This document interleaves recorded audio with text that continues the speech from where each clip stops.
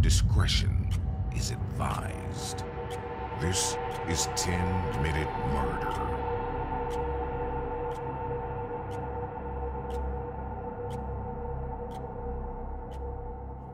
Murderers, rapists, and kidnappers often choose to shift blame away from themselves, pointing the finger at some kind of traumatic event that changed the course of their lives and made them turn towards crime.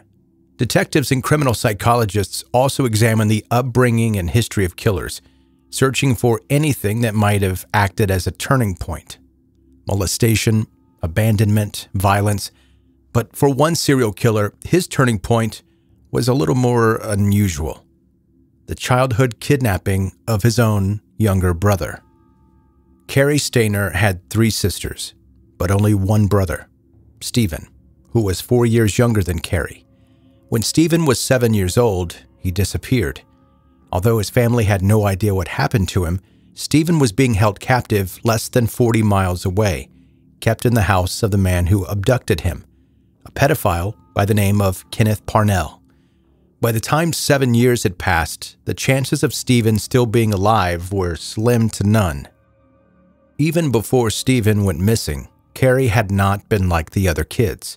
He'd always been anxious, developing trichotillomania as a toddler, which made him pull out his own hair. Despite medication, he continued to compulsively pluck the hair from his scalp, causing bald spots that the other kids made fun of him for.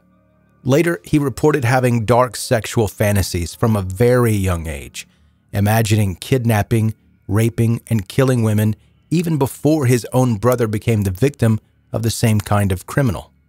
Stephen's abduction became the center of Cary's teenage years. While his parents grieved Stephen, their older son felt neglected and pushed aside. He was shockingly intelligent and creative, but none of his academic pursuits satisfied him. His dark fantasies got stronger and stronger in his teenage years, and he eventually acted on them by exposing his genitals to a friend of his sister's. Then, essentially a miracle took place. Stephen Stayner, who was now a teenager, managed to escape captivity alongside Timothy White, another kidnapped boy. He was an instant celebrity, even featuring in a TV series called I Know My First Name is Stephen. Cary felt like his family's forgotten child, the son that they didn't pay attention to. After his graduation, Cary had gotten a job working at a glass company. He later said that while he was at work installing windows, he constantly fantasized about killing all of his coworkers by crashing a truck into his workplace and then lighting it on fire. During this time, tragedy struck the Stayner family again. After surviving 7 years of sexual abuse and captivity, Stephen was in a fatal motorcycle crash. He'd only lived for 10 years after his escape. In his early 30s, Cary tried to kill himself with carbon monoxide poisoning, but his suicide attempt failed. 4 years later, he spent time in a mental health facility after having a breakdown, but after his symptoms got better, he was discharged. Cary tried to self-medicate, using drugs to distract himself. All they did was make him more and more unstable. In 1997, Cary started work as a general handyman at the Cedar Lodge Motel, close to one of the entrances to Yosemite National Park. The lodge soon became a hunting ground, full of the kind of prey that he'd always fantasized about catching.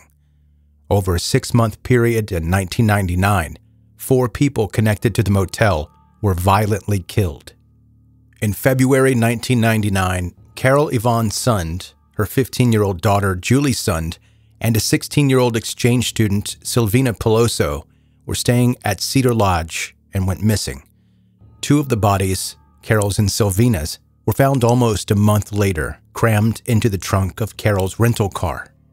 The car had been set on fire, and Carol and Silvina's charred remains needed to be identified with dental records. Even with the degree of damage the fire had caused to the bodies, the autopsy found that Silvina had been raped, while Carol had been strangled. Both victims had also been shot. 1 week after the 2 bodies were located, somebody sent a note to the local police reading, quote, "We had fun with this one," with a sketch of a map drawn underneath. At the location indicated by the map, police found Julie's body. she had been sexually assaulted before having her throat cut. Police carried out interviews of all the employees at the motel, but they didn't view Cary as a suspect.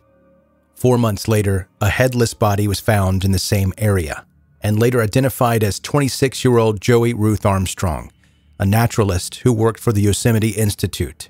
Unlike the previous 3 victims, Joey had only been killed the previous day, making it easier for investigators to follow the trail of the killer. Eyewitnesses had seen Cary's vehicle parked outside Joey's cabin the day before her body was found, but he was nowhere to be seen. The FBI was involved and tracked Cary to a nudist resort where he was staying and arrested him on suspicion of murder. During questioning, Cary made an unusual choice. He immediately confessed to killing Joey, but told investigators that he had also murdered Carol, Julie, and Sylvina, and he had been the one to send the map of where Julie's body could be found. Now, investigators had a man in custody who'd openly admitted to 4 violent crimes. It would be highly unusual for a man this violent and sadistic to only have started killing in his late 30s, and detectives began to examine other cases that Cary could have been involved in when he was younger. Once they started looking, the clues were everywhere. In 1981, a young woman named Patricia Dahlstrom had testified against a cult leader, Donald Gibson, who had sexually assaulted her. Donald was an acquaintance of Cary. Cary even went to his trial to support the man. 2 years later, Patricia went missing in Yosemite National Park, and her skeletal remains were found the following year. Had Cary murdered Patricia as revenge for testifying against his friend? It definitely looks that way. Another cold case. In 1994, 2 severed hands were found in the Sierra Nevada foothills, followed by a decapitated, handless body 2 months later. The following year, the remains were positively identified as a 24-year-old woman named Sherilyn Murphy. Her killer was never identified, and to this day, despite extensive searching, her missing head has not been found. Was it possible that Cary also murdered male victims? Investigators considered the possibility that he'd been also responsible for the disappearance of 20-year-old Michael Madden, who'd gone missing on his way to California's Stanislaus National Forest. Yosemite National Park, where Cary seemed to commit all of his crimes, was only 75 miles away from there. There was also one potential victim who was closer to home, Cary's uncle, Cary Stayner, who had been shot to death in 1990. The murder weapon was Jesse's own gun, and the killer was never found. Later, Cary claimed that his uncle had molested him when he was a little boy. Although he was never found guilty of killing his uncle, he had a connection with the victim, as well as a possible motive for killing him. Because Joey Armstrong had been killed on federal land, Cary went to trial in federal court. Desperate to avoid a death sentence, he decided to plead guilty to all the charges against him, a hefty list of first-degree murder, kidnapping, and aggravated sexual abuse that had resulted in death. Despite seemingly completely unbothered, even proud during his confession, he showed a completely different reaction during his sentencing. In front of the court, Cary began sobbing, saying, quote, "I wish I could tell you why I did such a thing, but I don't even know myself. I'm so sorry. I wish there was a reason, but there isn't. It's senseless." Cary avoided a death sentence, instead being sentenced to life in prison without the possibility of parole. In state court, facing charges for another 3 murders, Cary changed his tactic and pleaded not guilty by reason of insanity. While a doctor testified that Cary had autism, OCD, and abnormal sexual desires, as well as a potential history of sexual abuse, Cary was found to be sane.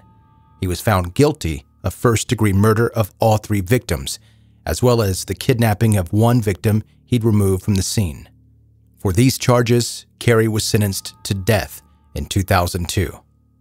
Since then, Cary has been imprisoned on death row at California's San Quentin State Prison, but nobody has been executed in California since 2006. The Stayner family lost their 2 boys, one a victim and one a perpetrator. Somehow, Cary lived through the experience of his brother being abducted by a monster and then grew up to be a monster himself.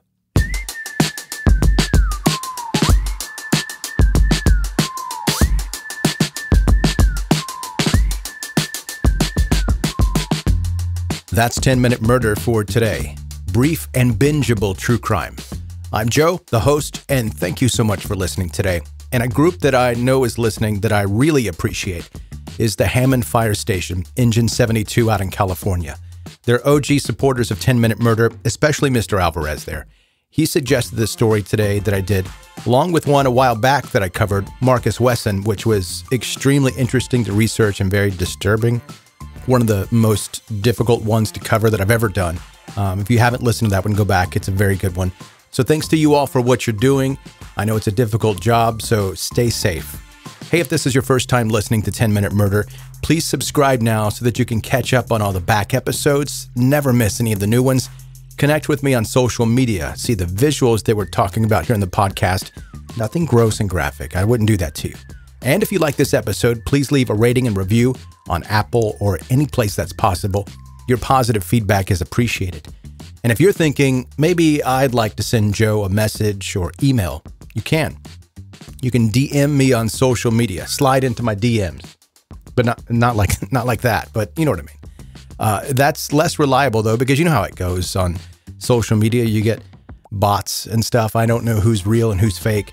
And then just the volume of them that I get, I read them all, but it's hard to respond to all of them. So the easiest way to make sure my eyeballs get to your message is email joe@10minutemurder.com. And that's it. Thanks for listening today. Or if you're on to the next episode, talk to you again soon.